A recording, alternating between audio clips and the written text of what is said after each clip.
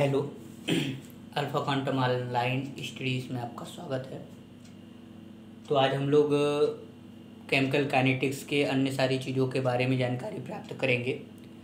अभी तक जैसा कि आप लोग जान रहे थे, हम लोगों ने कल अर्ध आयुकाल के बारे में जाना। हमने जाना कि किसी भी रासायनिक अभिक्रिया के आधा संपन्न होने में लगने वाला समय अर्ध आयुकाल कहलाता है। Total time taken to complete half of any reaction is known as half lifetime period। आज हम लोग इस हाफ लाइफ टाइम पीरियड के लिए अलग अलग ऑर्डर में डेरिवेशन करेंगे, मतलब अलग अलग कोटि में जो अर्ध आयुकाल का मान है उसके सूत्र का निगमन करेंगे। क्योंकि हमने आपको बताया था कि शून्य कोटि का के का मान अलग है, उसका सूत्र अलग है। प्रथम कोटि में के का मान अलग है। तो जब सभी आर्डर्स में के की वैल्यू अलग अलग आ रही है तो उसी प्रकार से अर्ध आयुकाल का भी मान अलग अलग होगा। तो सबसे पहले आज हम लोग डिराइव करेंगे शून्य कोटि के लिए। शून्य कोटि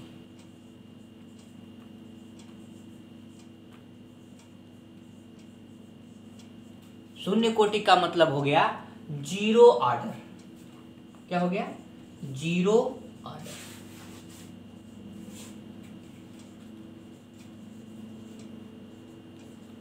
बात समझ में आ रही?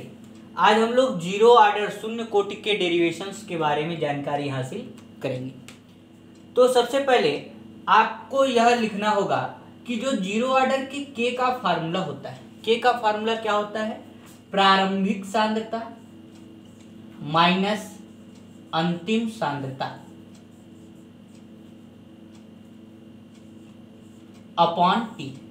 ये हमने आपको अभी 2 दिन पहले डिराइव करवाया था शून्य कोटि जीरो ऑर्डर के लिए के का फार्मूले की वैल्यू। और आज हम इसी जीरो ऑर्डर के लिए अर्ध आयुकाल डिराइव कराने जा रहे हैं। तो सबसे पहले अर्ध आयुकाल के लिए एक खास बात है। जब अर्ध आयुकाल का हम लोग निगमन करेंगे तो जो टी होगा वो हमारा टी हाफ होगा, क्योंकि कल बताए थे अर्ध आयुकाल को टी हाफ से लिखते हैं। प्रारंभिक सांद्रता जो होगी, जिसको आप जानते हैं, प्रारंभिक सांद्रता केमिस्ट्री में ए से लिखी जाती है। जब वो आधी खत्म हो गई यानी कि अंतिम सांद्रता, भाई आपके पास ए था, ए का आधा खत्म हो गया यानी कि a/2, a माइनस एक्स की वैल्यू क्या होगी? a माइनस a/2, आधी खत्म हो गई। तो जब a में से a/2 गया तो बचा कितना? a/2। फिर से समझिए, हम लोग जीरो ऑर्डर के लिए हाफ लाइफ टाइम का डेरिवेशन करने जा रहे हैं। हम जान रहे हैं के बराबर जो होता है प्रारंभिक concentration, initial concentration minus final concentration upon T. हम जान रहे हैं अर्ध आयुकाल जो टी होता है वो टी हाफ होता है।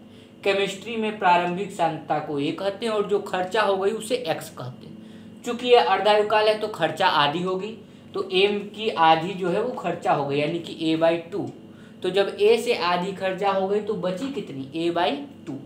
या यहाँ तक हमको क्लियर होना चाहिए फार्मूले को डिराइव करने के लिए। और यह सारी वैल्यू हम लोग इस फार्मूले में रखेंगे। तो k = प्रारंभिक सांद्रता a माइनस अंतिम सांद्रता a/2 अपॉन टी।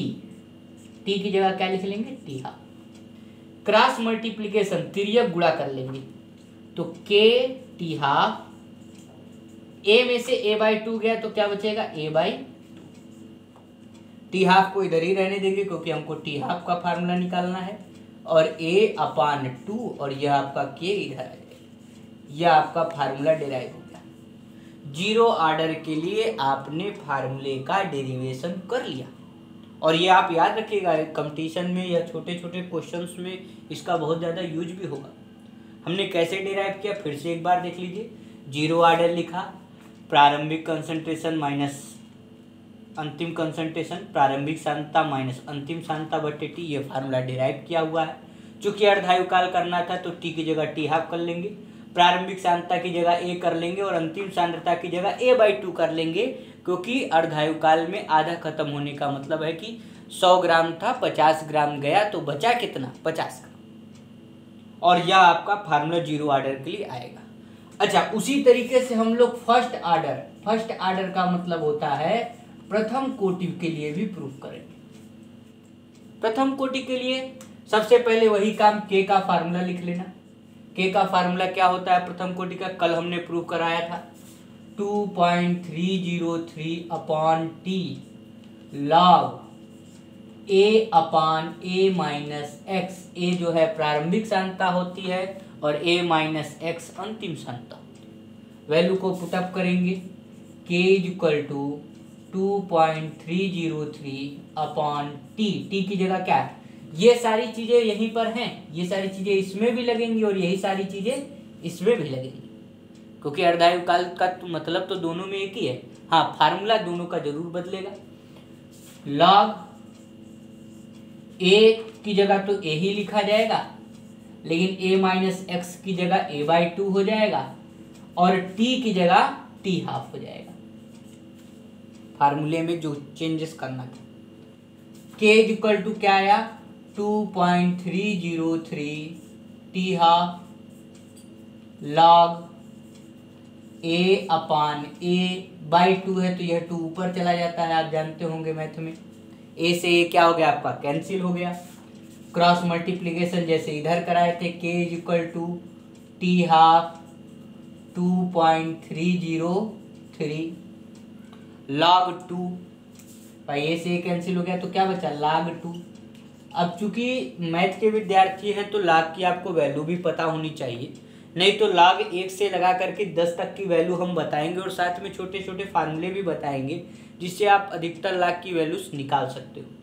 फिलहाल यहाँ पर आप लोगों को हम बता दें, log 2 की जो वैल्यू होती है वो 0.3010 होती है, 0.3010। टी हाफ यहीं रहने दीजिए और के की हमको इधर जरूरत नहीं है क्योंकि फार्मूला हमको टी हाफ का बनाना है, तो के को हम यहाँ भेजते। इसका और इसका मल्टीप्लिकेशन आप करिएगा तो यह मल्टीप्लिकेशन की वैल्यू लगभग 0.690 के करीब आएगी। तो ये टी हाफ का जो फार्मूला है आपका निकल करके आ गया, T half equal to 0.690 upon के।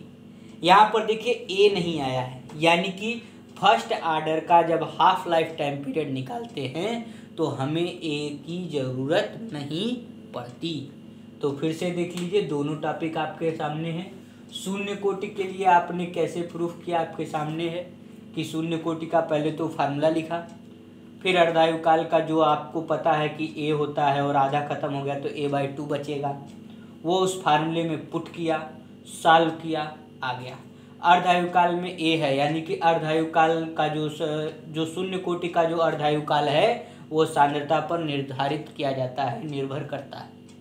वही जब फर्स्ट ऑर्डर का रिएक्शन आया इसको हमने प्रूफ किया, इसमें भी वही सारी चीज़ें हमने रखी, फार्मूले में log 2 की वैल्यू रखी, लेकिन यहाँ पर ए नहीं आया। तो इस बात को ध्यान में रखेंगे कि फर्स्ट ऑर्डर का जो अर्धायु काल का सूत्र है उसमें ए यानी कि प्रारंभिक सांद्रता की कोई आवश्यकता नहीं पड़ती। दोनों का फार्मूला अलग अलग है, एक का है a/2 के, एक का है 0.690 अपॉन के, मतलब दोनों के सूत्र भी अलग अलग होते हैं, जीरो ऑर्डर का हो चाहे फर्स्ट ऑर्डर का हो।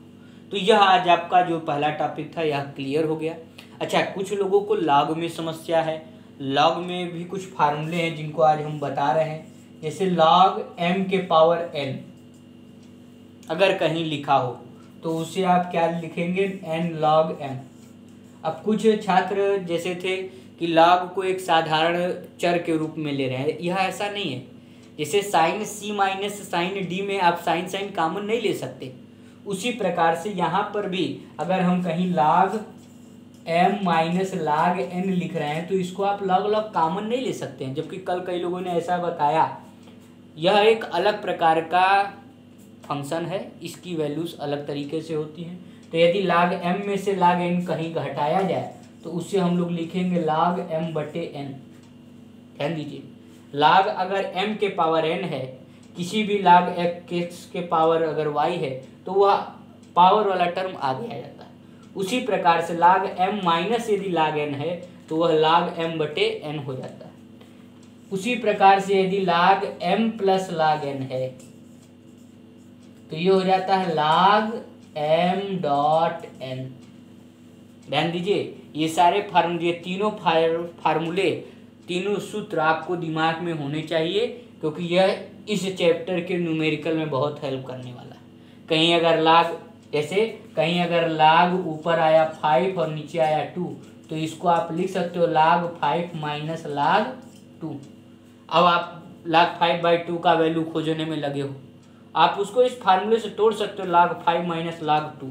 अगर कहीं log 2/3 लिखा है तो इसका फार्मूले से आप तोड़ सकते हो log 2 माइनस log 3। कहीं log 1/4 लिखा है तो आप इसे तोड़ सकते हो log 1 माइनस log 4। आप ये नहीं है कि log 1/4 का वैल्यू पूरा निकालने में लगे। तो ये तीन फार्मूले के हेल्प से आप आसानी से log को समझ सकते हो। बाकी log के बारे में हम आपको और भी आगे बताएंगे। तो ये आज का हमारा